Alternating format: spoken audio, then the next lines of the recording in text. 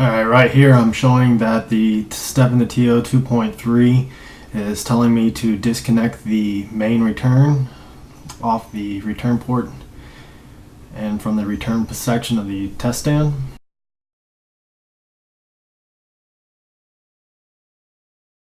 In the next step it says to disconnect the bleed from the case drain and hook it to the main return port, which I've done.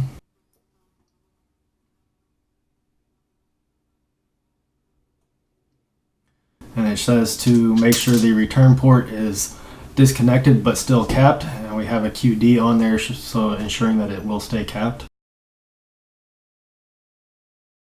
I'm just reading out the step in the TO.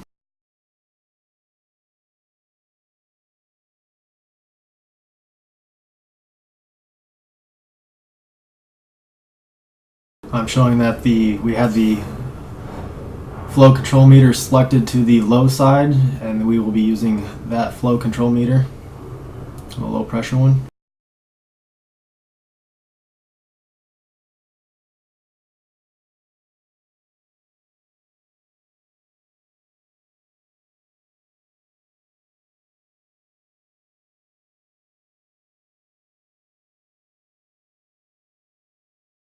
Again, I'm just reading through the step in the TO.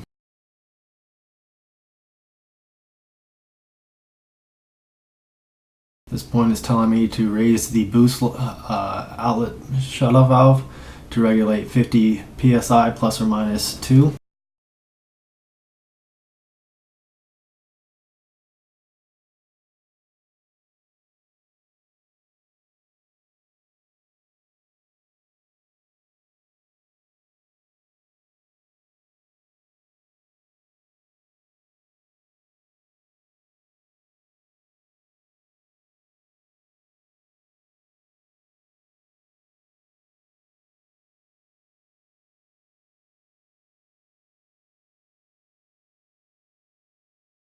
Alright, I have it set to the 50 psi, and the piston is fully extended. There is no flow movement in the flow control valve as of right now.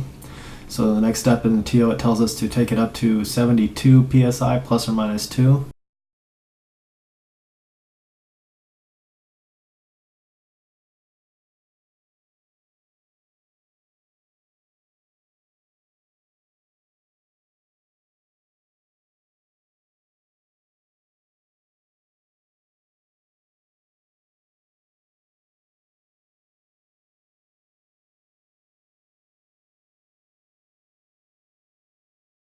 If you've noticed, the flow control valve or flow meter has slowly risen off of 0.2 gallons per minute.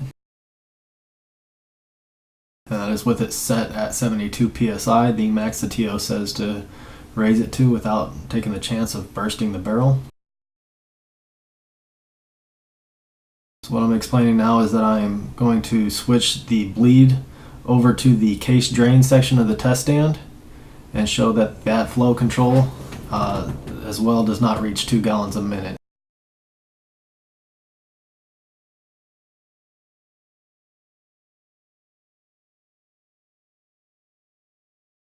And now I'm switching the bleed from main return back over to case drain. And if you look there, we have a very short hose. It's a 1.5 foot hose. It's the shortest we can go and still be able to connect to the test stand. That is a -4 hose. And if you look, the flow meter from the case drain, it has shot up. And now it's stopped. We've turned pressure down. I am slowly regulating pressure back up to the 50.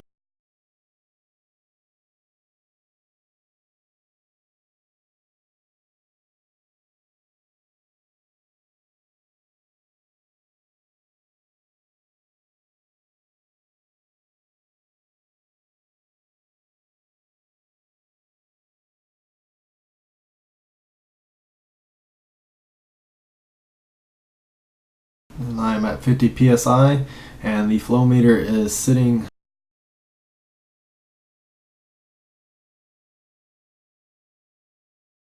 .5 gallons a minute.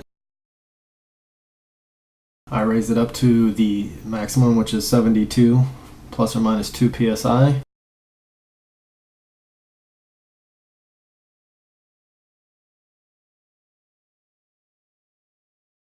And the flow goes up to 1.7 gallons per minute.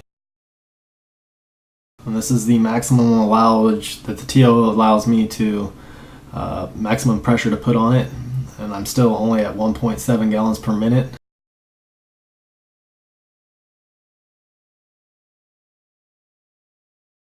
Here I open up the bleed valve to show that it is fully open. The flow meter still does not reach the required 2 gallons a minute. And that is with me holding the bleed valve completely open, so I know that it's fully cracked.